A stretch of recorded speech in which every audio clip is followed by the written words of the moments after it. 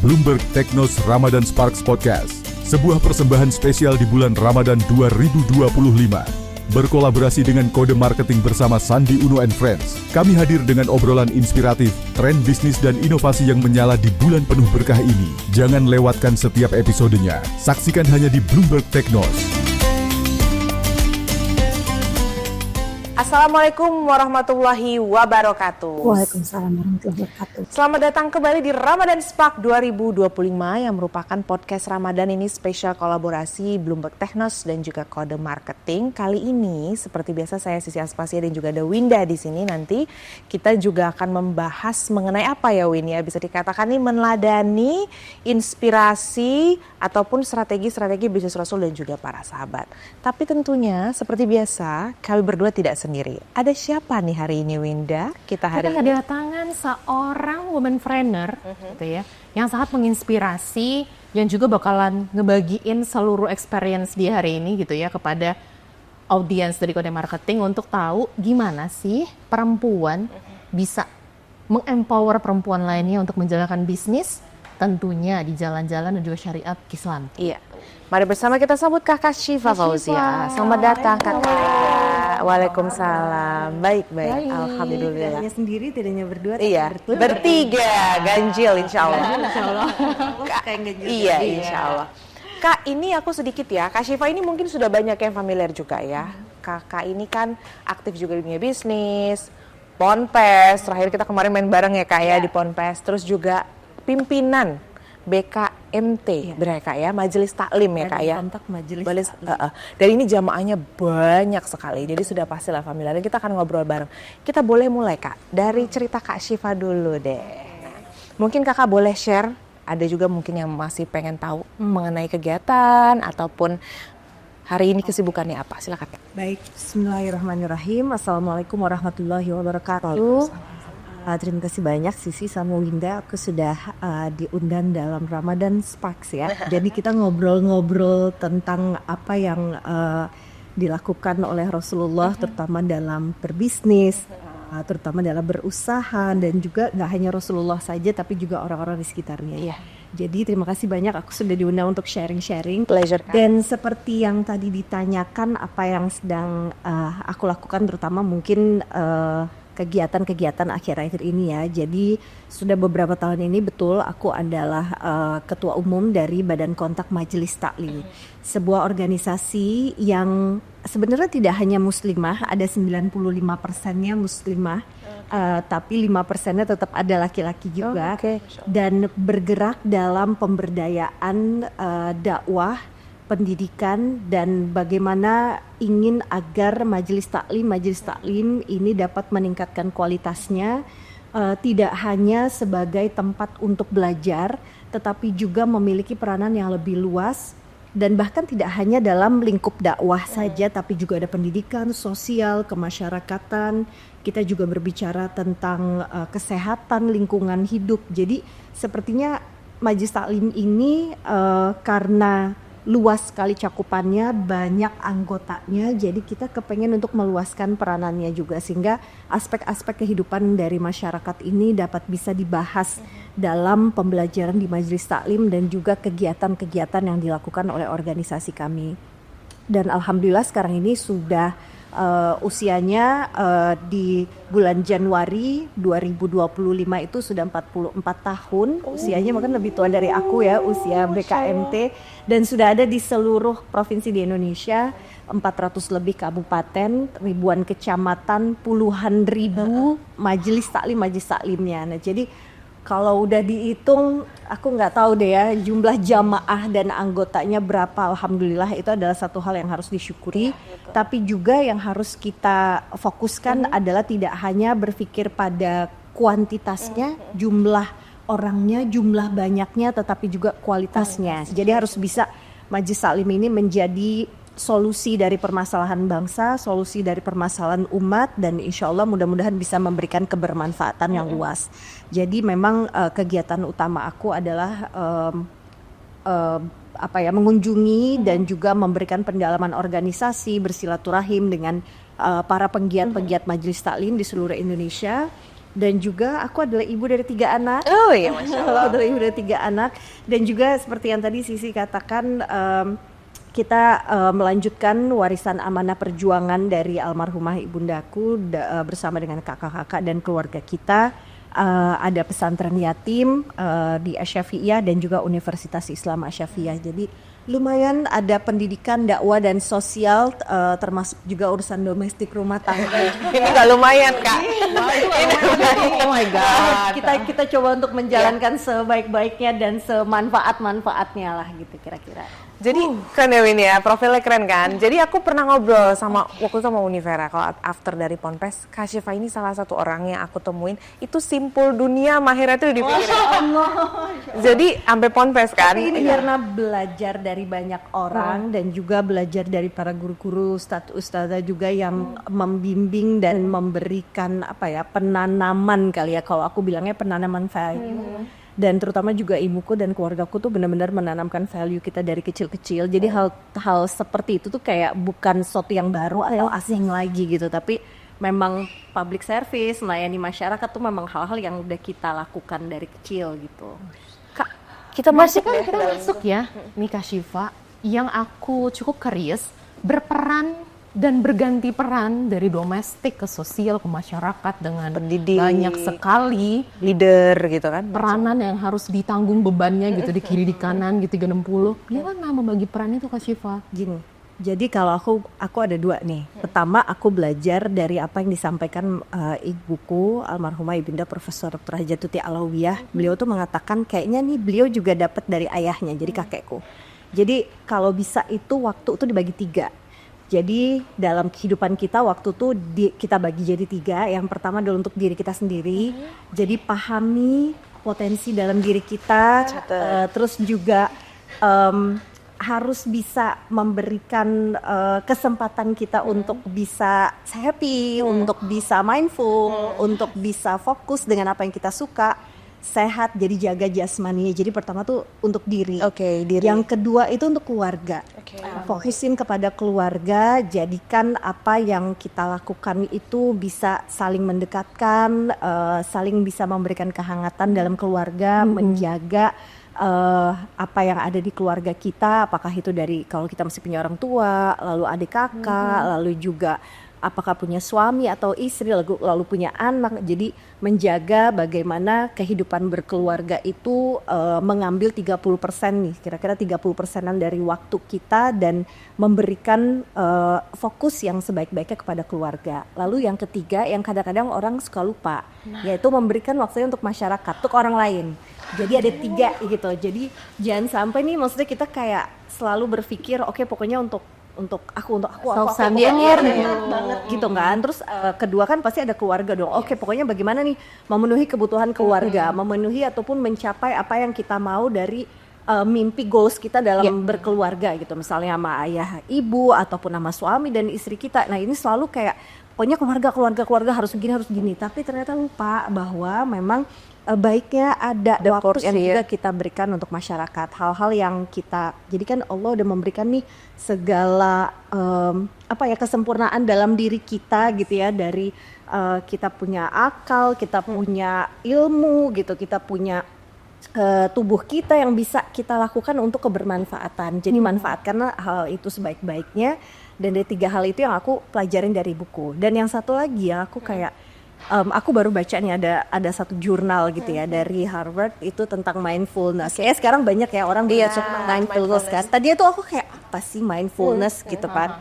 Dan ternyata tuh memang memberikan konsentrasi kepada diri kita untuk bisa kayak put your biggest effort dan udah gitu memaksimalkan dan mengoptimalkan waktu. Jadi pada saat lagi di rumah ya optimalkan tuh waktunya untuk anak-anak, untuk pasangan. Pada waktu kita bekerja juga optimalkan gitu. Lalu memberikan pengertian dan perhatian kepada apa yang sedang kita kerjakan. Nah itu kayaknya bisa untuk memaksimalkan waktu-waktu kita gitu. Jadi dalam satu hari bisa banyak yang dikerjain adalah karena memang kita mengoptimalkan waktu itu tadi. Gitu. Jadi lagi masih di rumah ya optimalkan, maksimalkan tuh sama keluarga, sama anak-anak, bonding dan sebagainya. Lalu pada saat kita keluar rumah ataupun kita beraktivitas dan kegiatan, nah mindful juga tuh di situ gitu. Dan pada saat kita sama orang juga bukan kayak lip service Misah-misah aja ya. ataupun kayak seadanya atau kadarnya gitu ya, tapi benar-benar kita berkonsentrasi untuk dapat bisa memberikan yang terbaik buat orang lain juga gitu. Jadi ada hal-hal itu yang aku ternyata begini loh caranya gitu. Jadi kalau memang kita bisa memanfaatkan dengan sebaik-baiknya dan berkonsentrasi dengan apa yang kita lakukan, insya Allah sih keburu-keburu aja. Oke, berarti fully presence tuh keyword ya. Jadi memang yang paling sulit di era distraction ini kan sebenarnya adalah mindfulness ya. Karena kita lupa switch peran ketika di domestik ke bawah peran ibu gitu kadang-kadang gitu kan. Ya pasti akan selalu ada yang bersinggungan gitu ya. Tapi kalau pada saat kita juga bisa mereservekan, mensiapkan diri kita untuk hal-hal yang terjadi gitu. Karena kita kan ya kita nggak tahu ya nanti misalnya akan ada apa hal-hal yang mungkin terjadi di depan, tapi kalau kita masih bisa memberikan waktu yang terbaik, memberikan respon yang baik juga, nah itu insya Allah semuanya akan aman ya. Aman gitu. Well managed. Well managed. Kak, aku tertarik ini kita masuk ke public service yang tadi Kak Syifa sempat mention. Itu kan banyak banget ya Kak yang harus dikelola, quality over quantity juga ya kan. Apa sih Kak inisiatif atau program yang mungkin Kak Syifa bisa bagikan pada kami yang juga sebagai salah satu proses inspiring ini apa Kak kira-kira? Kalau alhamdulillah jadi dari beberapa tahun aku menjabat sebagai ketua umum BKMT, dan yang tadi aku sampaikan bahwa BKMT ini ada di seluruh Indonesia gitu ya. Aku bisa ataupun dapat berkesempatan untuk bersilaturahim dan melihat berkunjung ke mereka ini di daerah-daerah gitu ya. Pertama, banyak hal yang aku sadari adalah kita sebagai perempuan tuh ternyata punya semangat dan potensi yang luar biasa. Jadi kalau aku lihat bahkan ibu-ibu yang sudah sepuh sekalipun, tapi kalau dia semangat dan ikhlas gitu ya, pasti ada aja yang bisa dilakuin gitu. Jadi jangan never underestimate ages. Jadi orang-orang tuh kalau misalnya udah kita umurnya segini udah ngerasa jompo gitu. Aduh, aku tuh ngelihat ke daerah kayaknya aku malu sendiri gitu bahwa ternyata ibu-ibu mereka pun walaupun umurnya sudah senior gitu tapi tetap masih semangat. Gitu. Jadi value hal-hal yang bikin kita bangun di pagi hari dan kita mau melakukan hal-hal yang baik itu adalah ternyata dari semangat. Dan juga yang aku lihat adalah bagaimana penanaman niat-niat baik itu ternyata akan memberikan positive energy gitu. Jadi aku ngelihat banyak ibu-ibu yang mereka hadir di majelis taklim, mereka mau memberikan waktunya untuk orang lain, mau memberikan ilmunya untuk orang lain.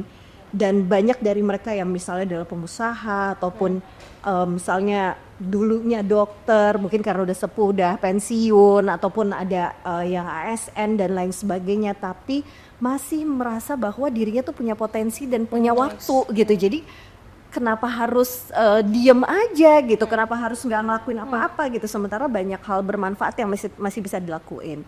Dan hal-hal yang aku lihat adalah it's not just about yourself, jadi bukan cuma kita diri sendiri aja, tapi ternyata kalau kita sama-sama bareng-bareng lebih banyak hal yang bisa dilakukan yang lebih bermanfaat. Itu aku ngerasa Kolaboratif ya. Berarti ini merujuk pada, jadi ada satu data yang di showing gitu, findings dari beberapa e-commerce platform, ternyata 30% dari pemilik UMKM itu adalah wanita. Oh, menarik. Tapi 30%-nya baru yang tersentuh ranah digital commerce nih. Oh, oke. Menurut seorang Kak Syifa, apa yang harus kita lakukan untuk bisa lift up gitu skills mereka di dalam dunianya modern ini? Jadi kalau aku melihat nih sekarang ini kan mungkin bisa dibilang mungkin 10-15 tahun, 10 tahun kali ya belakangan ya, mulai kita familiar dengan e-commerce, dengan usaha-usaha di balik layar yang memang ini ternyata banyak diminati dan digandrungi tadi oleh perempuan gitu ya, ataupun oleh wanita gitu. Dan aku ngerasa bahwa ini adalah satu hal yang bisa dimanfaatkan.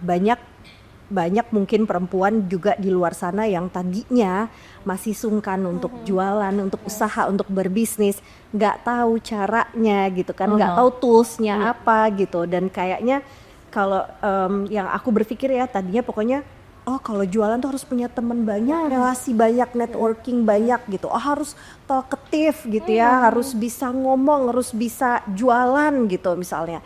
Tapi kok aku ngeliat kayak sekarang tuh kalau memang kitanya kepengen belajar dan kitanya juga menjalankannya, kita suka gitu ya menjalankannya, itu pasti kayak ada aja gitu channelnya, ada aja gitu jalannya. Kalau ngeliat dari sosial media juga, pertama yang pasti kita harus bisa tahu targetnya. Jadi kita tuh sebenarnya mau jualannya apa, targetnya apa, kemana, dan juga ya kalau bisa sih itu hal yang kita suka ya. Karena jangan sampai kita jadi terpaksa gitu ya melakukannya, dan ya kadang-kadang kan ada gitu ya yang memang akhirnya melakukan suatu pekerjaan ataupun kegiatan kalau nggak sesuai passion atau nggak yang kita mau, kadang-kadang suka mandek di jalan gitu. Aku pun juga pernah gitu mempunyai pengalaman seperti itu gitu. Ada yang seneng tapi nggak punya waktu gitu kan, dan ini aku merasa dengan adanya e-commerce, dengan adanya bisnis-bisnis online, itu kayaknya lebih bisa memudahkan terutama untuk perempuan-perempuan yang memang mungkin memilih untuk berada di rumah, tapi mereka masih produktif gitu. Jadi masih bisa untuk berjualan, menghasilkan uang tambahan gitu ya, dan masih bisa juga berfokus pada keluarganya gitu. Jadi banyak banget teman-temanku yang terutama pasca COVID kali ya. Jadi post COVID tuh kayaknya banyak kita tuh kayak mengeksplor diri kita tuh sebenarnya dengan segitu terbatasnya kita bisa ngapain aja sih gitu kan. Dan banyak banget teman-teman yang akhirnya jadi punya usaha rumahan gitu. Jadinya tahu oh ternyata gue bisa ini loh, ternyata gue bisa begini loh gitu. Dan akhirnya kejadian, maksudnya akhirnya dibuat gitu sama mereka, atau aku pengen belajarin ini deh gitu kayaknya, dan akhirnya bisa justru menghasilkan gitu. Jadi kalau menurutku pertama know your potential itu penting banget ya buat perempuan gitu. Jadi kayak kita ngaca deh nih gitu, ini kita potensi kita apa sih gitu, apa ya ilmu yang bisa di-sharing gitu. Siapa tahu ilmu itu selain bisa juga bermanfaat, siapa tahu kan bisa menghasilkan gitu ya. Kalau menurutku sekarang udah banyak banget tuh jalannya dan cara-caranya gitu. Yang penting nggak melimitasi diri gitu ya. Just try your best gitu. Silakan Kak Sisi. Kak Syifa, ini kita ngomongin digital deh Kak ya. Digital dan perempuan. Ini kan bagi sebagian orang nih menjadi tantangan begitu. Karena perempuan ini dipaksa untuk quote unquote ya Kak, dipaksa untuk tampil terus menjadi seseorang yang bisa selling lah, bisa dikatakan seperti itu kalau kita memanfaatkan digital.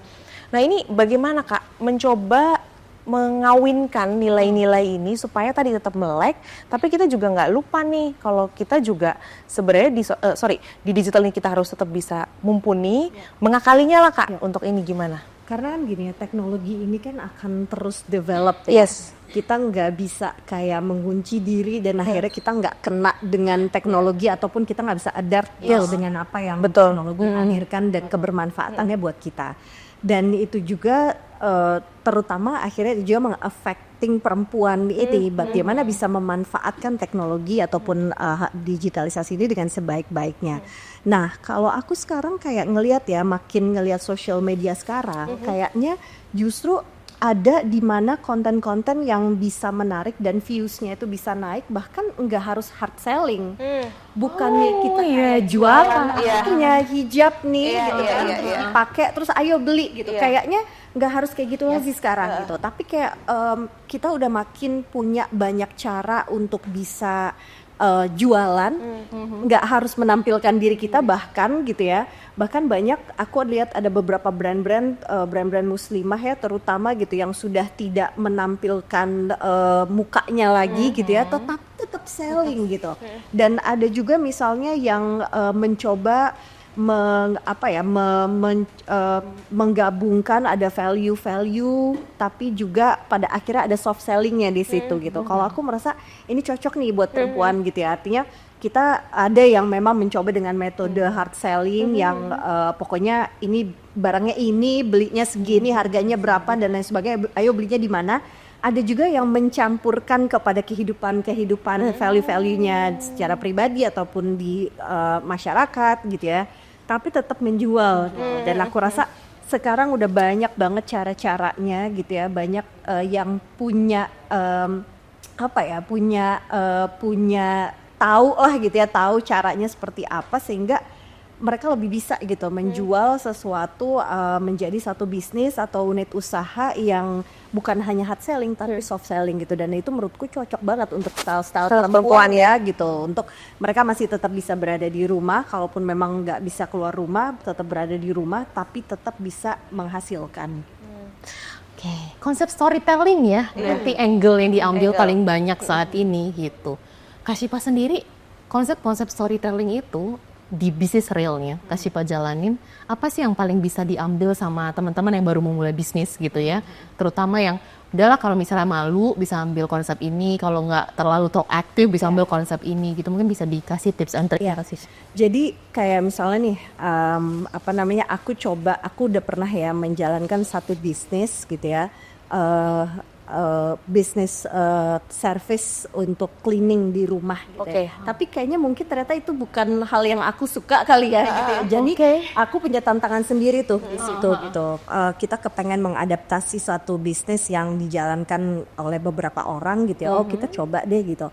Tapi ternyata memang melakukan sesuatu yang enggak kita passion kita gitu ya. Mungkin agak sedikit extra effort gitu ya. Terus yang kedua aku juga aku pernah punya brand, jadi brand yang memang aku bangun sendiri dan tadinya bersifat sangat idealis karena kepengen memang baju ataupun hijab yang dihasilkan tuh bener-bener aku yang gambar, aku yang desain, aku yang styling, aku yang apa gitu. Tapi ternyata itu tadi gitu, mungkin waktunya aja ya belum ketemu ya gitu. Jadi kayak aku harus coba meng-setting prioritas gitu ya. Nah, beberapa hal yang aku pelajari adalah pertama know your passion. Jadi kalau memang pada saat kita sudah tahu apa yang kita ingin lakukan, kita bisa lakukan gitu. Dan yang kedua, yaitu tadi setting priority itu kayaknya penting gitu. Jadi memang kita nggak bisa pengen jalanin semuanya kan gitu kan. Jadi kayak kita pengen ini, pengen itu gitu. Tapi kalau menurutku ada hal-hal yang akhirnya ya perlu kita bagi juga gitu. Perlu kita bagi juga dan jadi aku ya lebih kayak santai ya, maksudnya lebih kayak sekarang tuh nggak terlalu ngoyo gitu. Jadi kalaupun memang nanti insya Allah perkenankan ada waktunya lagi untuk bisa lebih berfokus kepada brand muslimah aku ini, ya mungkin insya Allah aku bisa mengerjakan lagi gitu. Tapi yang aku lihat sekarang juga adalah bagaimana kita bisa ngambil peluang sih. Jadi betul itu penting tuh kan peluang ya. Gitu. Kadang-kadang bukan masalah aji mumpung ya kalau ya, tapi kayak kita bisa manfaatin karena kayak gini nih, aku kemarin baru pulang di China. Jadi aku baru pulang di China. 1,4 miliar orang ya kan di sana gitu. Dan aku selalu menyadari kok mereka kayaknya cepet banget ya gitu. Apa-apa tuh kayak bisa dibilang ya keburu-buru gitu. Jadi keburu-buru kayak enggak slow kayak gitu ya. Kan mungkin kita kan kadang-kadang ya. Kadang-kadang pikirin dulu kita bergerak ataupun kayak yang simpel aja deh, misalnya belanja ataupun makan gitu ya. Kok aku pikir kok mereka kayak hustle ya, gitu. Cepet ya, hustle benar gitu. Terus aku tanyalah sama guide aku gitu kan. Kok ini kayaknya di sini nggak slow living ya? Gitu kan. Padahal aku ke salah satu kota yang menurutku sangat natural banget gitu ya. Suburban gitu ya. Kan kayaknya bukan daerah-daerah bisnisnya metropolitan gitu. Tapi kok ternyata ini kok orang-orangnya juga pada sangat fast pace banget gitu. Terus si guide tour aku tuh bilang gitu ya, karena 1,4 miliar orang kalau kita nggak ngambil kesempatan akan diambil sama orang lain gitu kan. Pada saat waktu yang sama gitu. Jadi semua kayak mengejar karena memang mengejar momentum. Karena memang kalau nggak kita ambil ya ada orang lain yang akan ngambil gitu. Jadi ya memang harus cepat gitu. Jadi semua itu harus fast pace karena yang tersedia cuma mungkin kuenya cuma segini, yang mau ngambil banyak ya kalau nggak duluan gitu kan nggak bakalan dapet kita gitu kan. Nah itu yang aku pelajari, ternyata ya berarti ya itu juga rezeki ada gitu kan. Rezeki itu memang semua orang sudah dapat ya, untuk sudah punya partnya masing-masing untuk orang-orang kita mencari rezeki kita gitu. Tapi kalau kitanya ya emang diem aja bahan ya selonjoran ya sama ya, maksudnya walaupun kita nggak 1,4 miliar ada 280 jutaan orang Indonesia ini ya pasti kan opportunity akan keambil juga. Kak, aku mau ke situ. Kita nih kan juga dikenal padat ya, bukan juga penduduk kita ini sedikit. Kakak kan udah bertemu banyak orang dan juga perempuan-perempuan di sana. Yang kakak lihat apa sih Kak yang perlu di-elevate dari SDM, khususnya perempuan ya Kak, ini kita bicara. Untuk tadi, supaya tadi bisa bergerak dan berkompetitif tadi Kak. Ini yang aku gemes nih. Aku sering ngomong juga di Majelis Taklim. Silakan Kak. Aku juga sering ngomong di Majelis Taklim. Adalah keinginan belajar. Jadi menurutku keinginan untuk belajar itu, aku nggak bilang apakah karena perempuan ataukah karena kultur kita ataupun apa ya, tapi menurutku ini satu hal yang kayaknya mostly orang Indonesia juga kita harus mau deh untuk ditingkatkan kemauan belajar. Jadi bukan hanya kemampuan, karena kemampuan itu diawali dari mau dulu. Iya benar. Mau dulu nih untuk belajar gitu. Nah, adanya Majelis Taklim itu kan pertama gratis gitu ya. Kalau kita ada di kampung-kampung, di rumah, di RT-RT, di perkumpulan, bahkan misalnya kayak kumpulan keluarga kita gitu kan, itu kan banyak gitu. Jadi sebenarnya tempat belajar tuh banyak gitu, tapi mau nggak nih gitu, itu nih kayaknya yang harus ditingkatkan gitu. Kalau menurutku adalah kemauan kita untuk belajar. Dan yang kedua untuk juga membuka wawasan kita gitu. Kadang-kadang kita terlalu sangat close minded gitu ya, close minded sehingga banyak hal-hal yang nggak nyampe gitu dan juga tidak termanfaatkan, teroptimalkan gitu. Padahal aku ngelihat perempuan-perempuan ini kalau misalnya dengan pendidikan yang baik, terus mengusahakan sesuatu juga dengan optimal gitu ya, dan dapat kesempatan gitu, insya Allah sih aku melihat banget yang gitu. Dan ya itu sih, mau belajar gitu ya, dan mau ambil kesempatan, dan apa yang mereka lakukan itu harus bisa dioptimalkan tuh, insya Allah menurutku akan lebih, pemberdayaan perempuan ini akan lebih terasa manfaatnya. Berarti kan sebenarnya keyword paling penting adalah growth mindset nih tadi ya Kak ya. Sementara ini ada paradoks. Kita dituntut untuk punya growth mindset, tapi kita juga dituntut untuk bisa sadar diri sebagai perempuan gitu. Gimana balancing itu dengan tuntutan sosial, keluarga dan lain-lain gitu? It's a good question, karena pun aku juga ngerasain struggle-nya ya. Yes, gitu.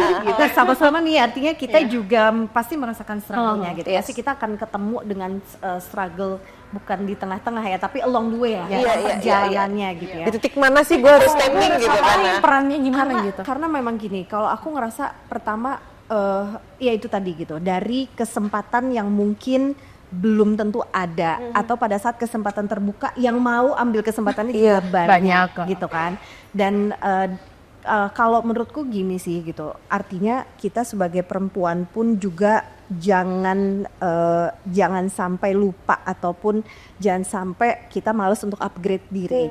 Karena wherever we are, di dalam rumah, di luar rumah, di masyarakat, di keluarga gitu, kita perlu untuk memberikan our best potential, best quality-nya kita gitu. Jadi untuk keluarga, untuk diri kita gitu ya, untuk masyarakat gitu. Jadi jangan sampai kita tuh males gitu untuk upgrade diri. Kalau memang kita ada waktu, karena banyak banget nih kebutuhan ilmu gitu ya yang kita jalankan gitu dalam kehidupan kita, banyak banget. Dan menuntut ilmu itu kan minal mahdi ilal lahdi, dari masih kecil, dari kita masih diayun, masih digendong-gendong sampai kita ke liang lahat. Jadi artinya nggak ada batas nih gitu. Jadi jangan sampai umur itu menjadi batasan kita untuk cari ilmu, sampai kapanpun masih terbuka kesempatannya gitu. Dan yang kedua, pada saat pun kita insya Allah mudah-mudahan sudah punya ilmunya, ada hal yang potensi dalam diri kita bisa dikasih kebermanfaatannya, nah kasih gitu. Karena ini yang aku lihat kalau dari dari figur-figur orang-orang yang memberikan kebermanfaatan kepada orang lain tuh kayaknya kayak hidup tuh fulfilled gitu, kayak hidup tuh konten gitu ya, kalau orang sekarang ngomongnya itu ya konten gitu ya, kayaknya karena emang nggak cuma mengejar obsesi untuk dirinya sendiri atau ya misalnya atau keluarganya atau segelintir orang, tapi lebih merasa bahwa ini apa yang aku lakukan ini akan punya manfaat besar nih gitu, atau enggak paling enggak memberikan manfaat untuk orang lain gitu. Jadi dari situ kita akan feel content gitu. Jadi nggak usah aim terlalu, berambisi terlalu banyak-banyak gitu ya. Jauh ya. Nggak usah terlalu jauh gitu. Asal kita mau upgrade diri kita, memperbaiki diri kita gitu kan, dan bisa apa yang kita punya bisa manfaat untuk banyak orang. Aku rasa itu udah lebih dari cukup deh gitu. Karena banyak orang yang nggak sampai situ, dan struggle-nya pun berat gitu untuk bisa menjalankan itu. Udah di gitu. skill duluan, struggle-nya berat, nggak semua orang bisa sampai titik itu. Karena tadi aku balik lagi ke percakapan kita di awal, ada self love ya, finding yourself. Kalau mau sampai ke level up, lanjut kepada ngomongin ke kolaborasi dan kontribusi gitu. Kalau kita aja belum selesai sama diri kita sendiri, how come, Kak Syifa, menurut Kak Syifa ya?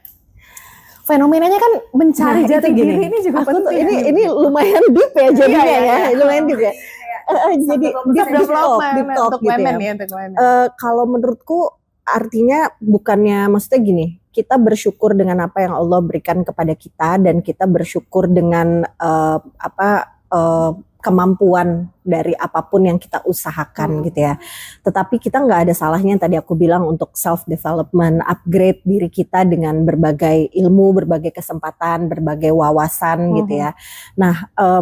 Nah itu yang aku kadang juga masih belum paham ya, maksudnya kalau misalnya kita tuh kayak masih ada yang belum puas terhadap diri kita, ataupun masih sering menyalahkan diri kita tuh seperti apa ya gitu. Jadi tapi gini, aku nggak tahu ya, tapi apa jangan-jangan mungkin karena kita berada di lingkup perkotaan yang memang semua punya, artinya gini, oh aku S1 loh, semua S1 gitu kan, semua juga S1 gitu. Aku S2 loh, semua S2. Aku S3 loh, udah banyak juga yang S3 gitu kan.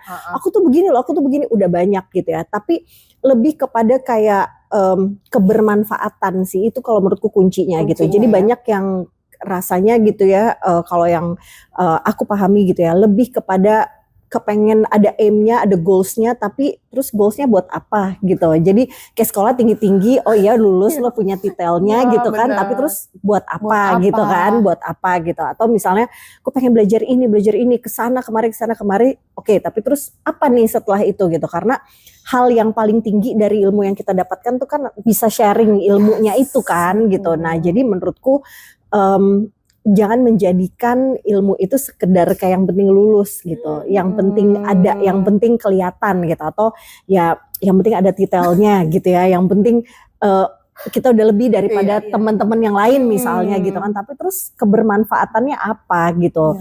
Even walaupun kita pun ada di rumah gitu, tapi lakukan apa yang kita punya ilmunya tuh buat keluarga gitu. Jadi kan memang apa yang kita pelajarin tuh membuat keluarga kita juga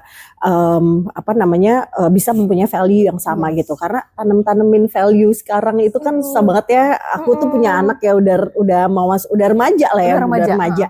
Dan menanamkan value di mana memang lingkungan itu kan pasti akan bukan bertolak belakang ya, tapi kayak kejar-kejaran gitu kan. Aku di satu sisi nanemin value yang ini, tapi yang dia lihat di sekitarnya begini gitu kan, modernisasi lah, teknologi lah, yang fast-paced lah, life lah gitu kan. Jadi aku kayak aduh gitu, berat banget ya gitu kan, untuk bagaimana sih bisa menanamkan satu value yang kita tuh kejar-kejaran sama teknologi dan keterbukaan informasi gitu kan. Itu yang aku lihat sih gitu. Jadi tetap pasti ada challenge-nya, tapi kita coba jalankan yang terbaik gitu, sambil ya tadi mengupgrade diri kita, bermanfaat juga buat orang. Berkompetisilah dengan diri sendiri untuk jauh lebih baik, tapi juga harus berkontribusi gitu ya. Note-nya di situ. Banyak banget nih ilmu yang kita tadi dapat ya. Parah, banyak banget ya Syifa. Alhamdulillah. Tapi tuh aku tuh gimana ya? Aku tuh ngeliat kalau sosok Kak Syifa nih kayak muncul kayak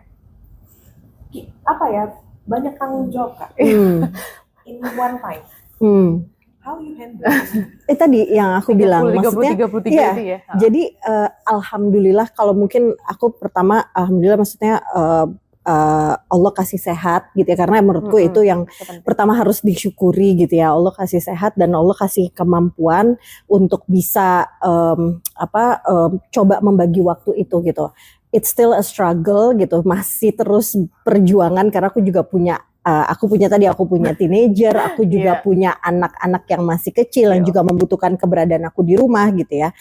Nah, yang aku pikir yang harus aku syukuri juga adalah support system. Jadi kayaknya memang untuk kita perempuan nih yang aktif dan berkegiatan, itu kita mesti ngeset support system di sekeliling kita gitu. Karena itu tadi ya, kayaknya kita balik ke awal ya, bagaimana kita saling empower itu adalah karena kita punya support system gitu. Support system yang memang sama-sama membuat kita jadi membangun, sama-sama membuat kita jadi nggak pikirin diri sendiri aja gitu.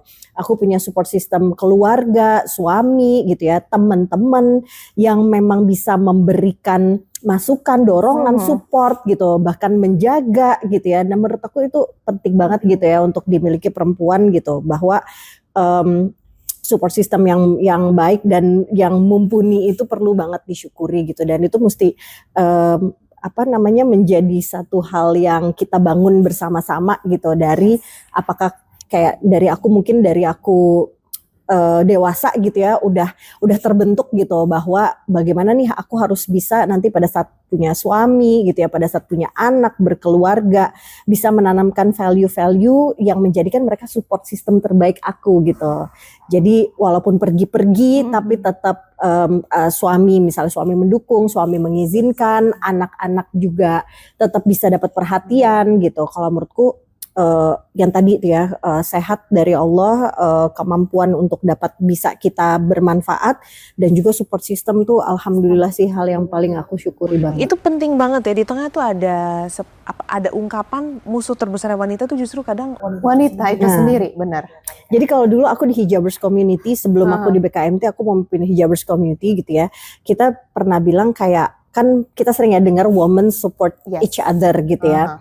Nah, terus kita suka bikin tambahannya, muslimah empower one another gitu. Wow. Jadi kalau biasanya muslimah itu justru jangan gontok-gontokan gitu. Jadi bukan saing-saingan, tapi juga empowered one another, karena again kesempatan yang ada di depan itu sedikit, dan banyak dari kita yang mau untuk meraihnya gitu ya. Tapi kalau kita saling menjatuhkan tuh pasti nggak akan dapat buat kita juga gitu. Jadi kalau menurutku nggak hanya kita saling support each other, tapi juga empowered one another gitu. Jadi bagaimana kita bisa saling membangun, saling ngajak, saling support, memberi dukungan gitu. Insya Allah kesempatan itu akan datang kepada kita eventually gitu. Jadi yang pertama harus dipegang itu adalah teman-teman yang baik, lingkungan yang baik, circle yang baik gitu, yang akan mau untuk saling memberikan masukan, memberikan waktunya gitu untuk saling membangun satu sama lain. Itu menurutku penting sih di dunia kita ya sebagai perempuan ya. Di dunia perempuan. Kalau kita tarik secara angka memang banyak ya perempuan di publik, tapi female leader yang kompeten itu juga tidak terlalu banyak sebenarnya jumlahnya di Indonesia ya. Yang mau kutanyakan adalah bagaimana Kak Syifa, ini kan Kakak juga udah masuk ke dalam ranah menginfluence perempuan juga kan untuk mau ke sana. Apa Kak yang harus dikerjakan, nggak cuma individunya nih ya, dari segi tempat yang lain nih mungkin apa yang perlu diwadahi supaya tadi proporsional angka female leader itu bisa growing di negara kita? Yang pertama adalah itu tadi sih, menurutku mindset ya yang harus bisa disetting gitu. Jadi mindset bagaimana dalam pendidikan Indonesia memberikan kesempatan tidak hanya laki-laki tapi juga kepada perempuan. Karena kalau yang dari aku baca gitu ya, bahwa yang perempuan tuh di rumah aja gitu ya, sementara Nabi kita sendiri Siti Khadijah istrinya ini adalah orang yang paling dekat kan gitu kan, istrinya juga adalah pengusaha yang memang kita udah baca lah gitu ya, dari dulu gitu, dari kita kecil, bahwa beliau adalah seorang pengusaha yang bekerja, dan bahkan kekayaannya itu bisa dibilang setengahnya dari kota Mekah pada saat itu gitu, dan akhirnya diberikan kepada dakwahnya Rasulullah gitu kan. Nah ini kan berarti istrinya Rasulullah aja nih diberikan kesempatan gitu untuk bisa berusaha, untuk bisa melakukan bisnis ataupun kegiatan-kegiatan yang menghasilkan gitu ya. Nah ini menurutku mindset yang juga harus ditanemin gitu. Artinya kemandirian perempuan itu yang kayaknya value yang belum banyak ditanamkan di anak-anak kita sekarang gitu ya, kemandirian perempuan, karena ternyata pada saat perempuan itu mandiri bukan untuk modernisasi saja gitu ya, bukan untuk modernisasi aja, tapi kemandirian perempuan itu juga memberikan self esteem yang tinggi gitu kan, bisa berbicara di publik, bisa memberikan presence yang baik gitu kan, terus mau menuntut ilmu itu juga menurutku dari kemandirian sih gitu, dan dari bagaimana kita percaya diri gitu ya, sehingga kita mau gitu belajar, mau untuk cari tahu, mau untuk buka wawasan gitu. Jadi value yang menurutku mudah-mudahan bisa lebih banyak diangkat gitu ya dalam pendidikan kita, itu adalah bagaimana memberikan kemandirian kepada perempuan gitu, untuk bisa pada saat ada kesempatan dibuka dia akan ambil gitu. Nah ini yang menurutku mudah-mudahan ini menjadi satu hal yang gak tahu kapan tapi bisa merubah cara pandang kita ya. Karena kalau ibuku ngomongnya gini, bukan keadilan gender tetapi bukan kesetaraan tetapi keadilan. Jadi bukan kita tuh kayak pengen ngambil apa gitu yang laki-laki lakukan gitu. Tetapi it's fairness-nya yang mau kita mau kita kejar gitu. Jadi kalau ibuku bilang bukannya laki-laki sudah Allah ciptakan dengan fisik yang kuat sehingga banyak pekerjaan-pekerjaan fisik yang hanya bisa dilakukan oleh laki-laki. Perempuan nggak usah ambil porsi itu karena memang sudah ada kodratnya sendiri gitu. Tetapi keadilannya ada misalnya dalam bentuk lainnya, misalnya intelijensinya perempuan mungkin bisa lebih, ya kan? Terus mungkin tenggang rasa dan sabarnya juga mungkin bisa lebih gitu. Nah perempuan bisa masuk di ranah-ranah itu gitu. Jadi nggak perlu melakukan kerja yang fisik. Oh pengen disamain sama laki-laki bisa ini, kita juga harus bisa ini. Nggak selalu seperti itu gitu. Tapi pada saat kita fairness dan adil dalam hal gender ini, itu yang lebih bisa bermanfaat dan dilakukan untuk perempuan gitu. Kita bersaing ya. Ya benar, semua udah punya porsinya masing-masing, perannya masing-masing. Berkompetisi sama diri sendiri jauh lebih baik gitu. Bukan ngambil peran yang kita nggak kodratnya gitu ya. Jadi bukan kesetaraan gender tapi keadilan. Gender. Bener banget lagi gitu. Supaya juga nggak timbul yang lain-lain ya maksudnya. Nah ini mungkin sekalian kita closing. Nah ini penutup ya Kak, ini biasanya selalu kita tanyakan kepada semuanya Kak. Kak ini yang perlu nih buat generasi muda. Oke. Aku masih muda Kak. Kita masih muda, oke. Generasi aku lah Kak. Generasi muda ke bawah Kak. Menurut Kak Syifa, how to start mereka tadi supaya punya kemandirian dalam berpikir itu, apa yang harus mereka mulai dan dari mana? Silakan Kak. Mungkin ada yang aku bisa sampaikan adalah know your potential. Jadi tahu potensi kita tuh apa gitu, dan apa yang harus di-upgrade, apa yang bisa ditingkatkan gitu ya. Dan yang kedua adalah mau belajar. Jadi kalau aku melihat sekarang yang tadi gitu, jadi kita udah achieve ini nih, oh yang lain juga ada yang udah achieve juga gitu kan. Kita udah sampai ke taraf yang ini nih, yang lain juga akan nyusul gitu. Jadi bagaimana kita terus mau belajar dan buka wawasan dengan apa yang ada di sekitar kita gitu. Dan yang ketiga adalah mencoba untuk bermanfaat gitu, karena pada saat kita bermanfaat disitulah kita akan merasa fulfilled gitu, akan merasa content, akan merasa cukup dengan apa yang kita lakukan, sehingga bukan hanya sekedar mengejar ambisi atau mengejar suatu keberhasilan, kesuksesan gitu, tapi pada saat kita mampu untuk meraih itu gitu, jangan sampai nanti di situ akhirnya yang tinggal cuma kesombongannya aja gitu, karena kita udah achieve nih gitu, kita udah goalsnya udah dapet nih gitu, tapi terus apa gitu. Jadi kita harus bisa untuk memanfaatkan waktu dengan baik gitu, memanfaatkan apa yang ilmu yang sudah kita dapat gitu, karena menurutku pada akhirnya seperti apa yang Nabi SAW bilang, wa khairun nas anfa'uhum linnas, sebaik-baik manusia yang bermanfaat untuk orang lain. Jadi mudah-mudahan dari segala goals, segala proses yang sedang kita jalankan, segala niat yang lagi direncanakan juga, dan keinginan kita itu supaya bisa memberikan kebermanfaatan. Nah kalau dari situ insya Allah perempuan akan nantinya akan menjadi mandiri, akan menjadi bisa untuk memberikan value-nya kepada orang lain, bahkan bisa meneruskan value-nya kepada generasi-generasi di bawah gitu. Nah yang aku lihat sekarang ini dengan potensi-potensinya dari Gen Z lah atau Gen Alpha lah gitu ya. Nah mudah-mudahan apa yang ada di depan dengan segala tantangannya itu kita nggak hanya cuma pikirkan diri kita sendiri, tapi juga pikirkan juga orang lain gitu. Keren banget kata Syifa. Banyak ya Banyak yang banget. bisa kita ambil hari ini. Winda mungkin mau closing atau penutupan? Oke, garis merah dari seluruh percakapan ini adalah setup growth mindset ya. Dan juga pastikan kalau udah achieve, harus contribute kepada society untuk lebih berfaedah dan bermanfaat sebagai khalifah di muka bumi ini. Yes.